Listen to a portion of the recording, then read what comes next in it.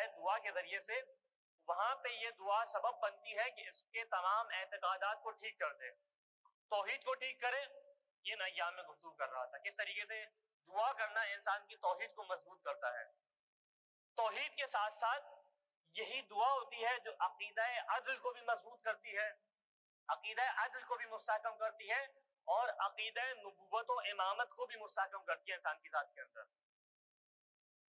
یہ دعا ہوتی ہے کہ انسان جب خالق سے دعا کر رہا ہے تو اس کا مطلب یہ ہے کہ خالق کو صاحب قدرت مان رہا ہے، یہ مان رہا ہے کہ لا الہ الا ہو، اس کو ماننے کے بعد دعا کر رہا ہے.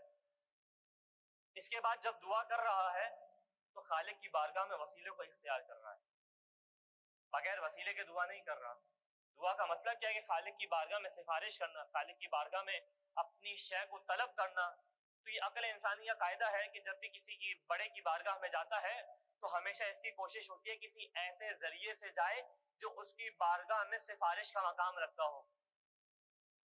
یہ دنیا کا قانون ہے، یہ عقل کا قانون ہے کہ بجائے یہ کہ براہ راست اس کی بارگاہ میں پہنچ جائے اور ڈائریکٹ جا کے گفتگو کرے، بلکہ کوشش یہ کرتا ہے کہ ایسے راستے کو اختیار کیا جائے کہ جہاں رد نہ ہو، جہاں رد نہ ہو. اس لیے کہا وَابْتَغُوا إِلَيْهِ الْوَسِيلَةَ کہ دیکھو جب تمہیں ہماری بارگاہ میں آنا ہو تو وسیلے کو اختیار کرنا، اس راہ کو اختیار کرنا جس کے ذریعے سے تم ہماری بارگاہ میں آؤ.